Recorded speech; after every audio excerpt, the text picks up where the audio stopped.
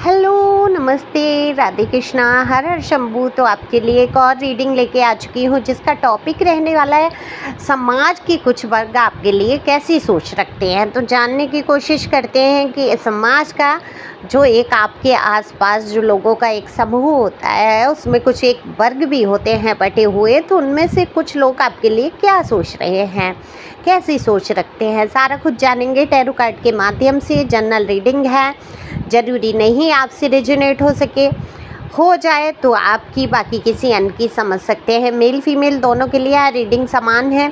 दिए हुए नंबर पे आप संपर्क कर सकते हैं पर्सनल रीडिंग के लिए। ये व्हाट्सएप नंबर है, सिंपल कॉल नहीं लगेगा। पर्सनल रीडिंग फ्री नहीं है, बता दूं। और मेरा नाम ऋचा मिश्रा है।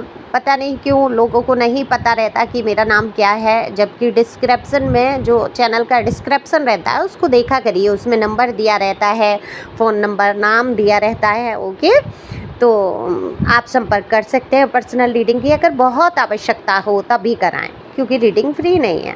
एक लाइक तो बनता ही बनता है और सब्सक्राइब कर सकते हैं आप अगर पहली बार आए हैं अपनी एनर्जी को सेंड करने के लिए। तहे दिल से शुक्रिया जो लोग इतने प्यारे प्यारे कमेंट्स करते हैं, अपनी एनर्जी को सेंड करते हैं। चलते हैं रीडिंग पे।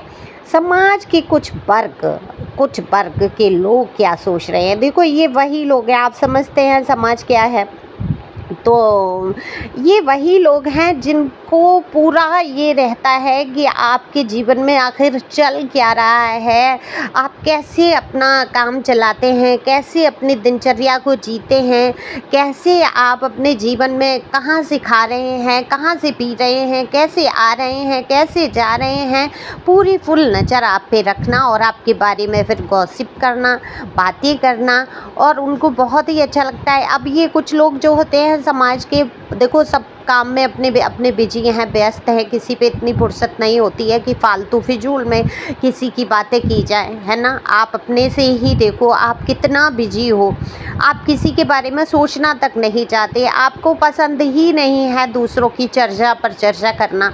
अगर कहीं कोई टॉपिक आता भी है तो आप वहाँ पर आलोचना की जगह एक अच्छाइयाँ देखते हैं लोगों के अंदर। अगर कोई अच्छाई है तो उसकी ज़रूर आप चर्चा करते हैं, बुराई वाली बात नहीं करते हैं, क्योंकि आप कर्मा में बहुत बिलीव करते हैं। आपको पता है कि अगर मैं दूसरों की बुराइयां करूंगा या करूंगी तो निश्चित तौर पे उसके जो पाप कर्म है, जो फल है, वो मुझे कहीं ना कहीं मिलेंगे। अच्छा, ज़्यादा तारीफ होने से पुण्य भी घटते हैं। देखो, तारीफ सुन के खुश भी नहीं होना चाहिए कि मेरी बहुत तारीफ हो रही है। बहुत जितने लोग तारीफ करते हैं उतना आपका पुण्य ले लेते हैं, जितने लोग आपकी बुराई करते हैं उतना क्या होता है, आपके पाप ले लेते हैं। तो अच्छा है भाई, कोई जाने अनजाने हमसे पाप हुए हैं तो कम से कम हमारी बुराइयां हो के वो कट तो रहे हैं, है ना। जीवन की समस्याएं ख़त्म होने लगती, जब पाप कम हो जाते हैं तो समस्याएं भी ख़त्म होने लगती हैं। तभी तो कहते हैं कि लोग जो बहुत पूजा पाठ करते हैं उनके जीवन में बहुत ज़्यादा कष्ट आते हैं। तो ये कष्ट जब बहुत आने लगते हैं तो समझ लो ये जो आपके पाप कर्म कभी किसी 84 लाख योनियों में से किस में कौन सा कर्म बना, या इस जन्म में कौन सा कर्म बना जो आपको पता ही नहीं है ना। कभी कभी हमें मालूम ही नहीं होता है कि अरे ऐसा करने से ऐसा हो गया, है ना, अनजाने में हो जाता है। 5 साल की उम्र से बच्चे में पाप दोष लगना शुरू हो जाते हैं। 5 साल हुए कंप्लीट, 5 साल तक ईश्वर माफ़ करते हैं। उसके बाद 5 ईयर का अगर बच्चा है तो उसकी खाता खुल जाता है। जो भी गलती करता है, जो भी अच्छाई करता है, पुण्य का और पाप का खाता शुरू हो जाता है। तो जब जल्दी जल्दी ईश्वर आपके कर्मों को काटना शुरू करते हैं, जैसे जैसे आप पूजा करते हैं आपके जीवन में कष्ट कष्ट कष्ट, आप क्या करते हैं, घबरा के भगवान को ही छोड़ देते हैं कि जाओ भैया, तुम तो भाई कुछ हमारी नहीं सुन रहे हो। और काय के लिए छोड़ देते हैं, सांसारिक चीज़ों के लिए। पैसे नहीं आ रहे, रुपए नहीं आ रहे, हमारे रिश्ते नहीं बन पा रहे, है ना। इन चीज़ों के लिए ही तो हम पूजा करते हैं। अगर किसी से ये कहो कि भगवान की प्राप्ति के लिए आप मंदिर जाओ तो कितने % लोग होंगे जो सच में जाएंगे? नहीं। जिनको लालसाएं हैं सबसे ज़्यादा उनकी संख्या है, सबसे ज़्यादा वो जाते हैं जिनको कि हमारा बिजनेस में ग्रोथ हो जाए, हमारे जीवन में पैसे आ जाएं, हमारे जीवन में प्यार आ जाए, हमारे जीवन में ऐसी लालसाओं के लोग ज़्यादा होते हैं, है ना। मांगते भी हैं हम ईश्वर से, ऐसा मांगते ही रहते हैं, जबकि ईश्वर तो बड़े दयालु हैं। हमारे जीवन में जो हमें ज़रूरत है, हमारी हर इच्छा को पूरा करते हैं, है ना।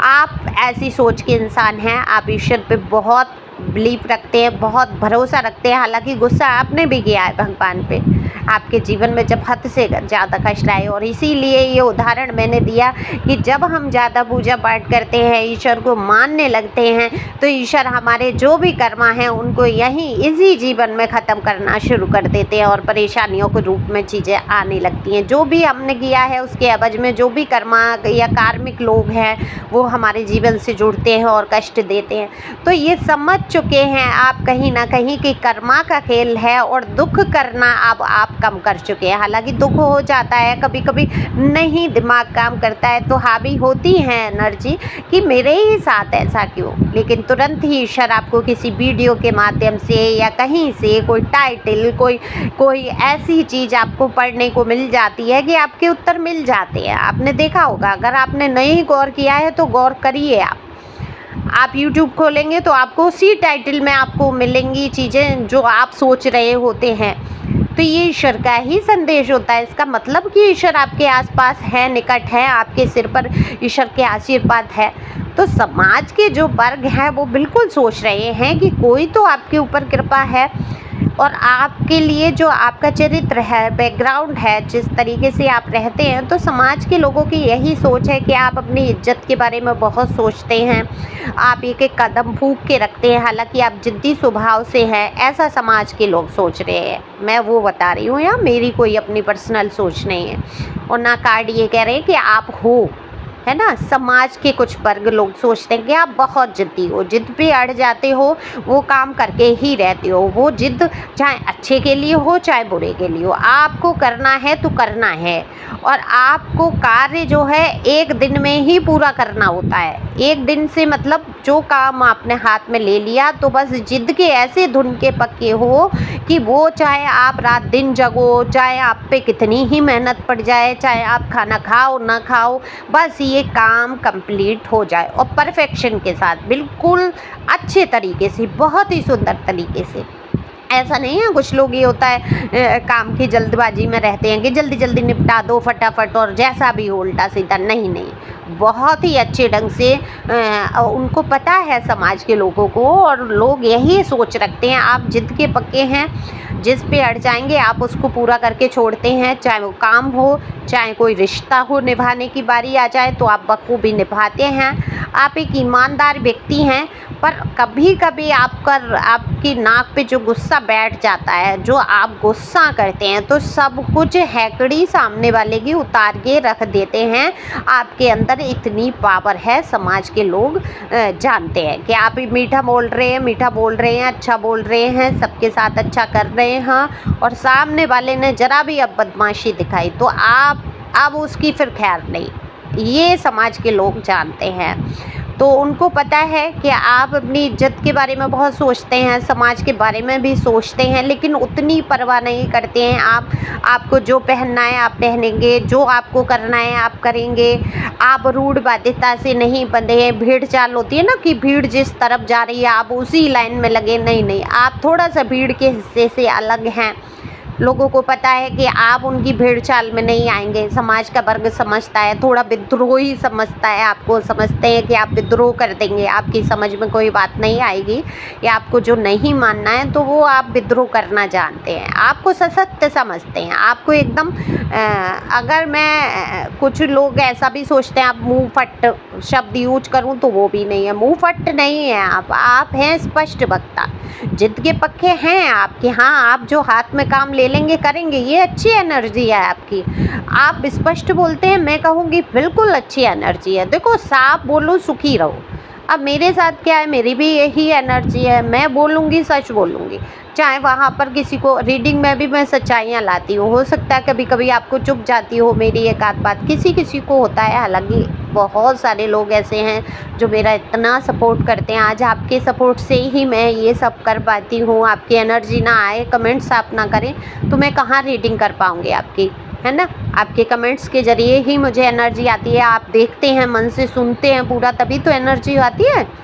तो मैं भी जिद की तो पक्की हूँ, पक्का, और ये होना चाहिए लगन आपके अंदर, है ना। तो और मानते भी हैं आप लोगों को, जो आपके साथ लोग करते हैं उनके बारे में आप सोचते भी हैं, आप लोगों का सहयोग करते हैं। समाज के लोगों को पता है आप बहुत दान धर्मी हैं, आप लोगों की मदद करते हैं। ठीक है, समाज में ज़्यादा इन्वॉल्व नहीं होते हैं, तेरी मेरी वाला हिसाब नहीं आपका, इसके घर में घुस जाना, उसकी बातें करना, इसका करना, ये ठलुआपंती नहीं आती है आपको। तो और स्पष्ट बोलना अच्छी बात होती है, किसी की लगालेसी नहीं है, स्पष्ट बोलो, साफ बोलो, सुखी रहो, ये मैंने पहले ही कहा आपको। तो और ये बिल्कुल एनर्जी होना चाहिए। मैं बिल्कुल नहीं सोचती हूँ कि चैनल पे कौन जाएगा कौन रहेगा, चले जाते हैं बहुत सारे लोग, अनसब्सक्राइब कर देते हैं कि हाँ भाई भैया इतना कटु सत्य नहीं सुन पाएंगे। और पर्सनल रीडिंग में भी मैं आपका सच लेके आती हूँ, उजागर करती हूँ, जो मेरे कार्ड बोलते हैं, जो ईश्वर आपको संदेश देना चाहते हैं, मैं माध्यम होती हूँ। मेरी वहाँ पर कोई, मैं जज नहीं करती हूँ किसी को किसी चीज़ में।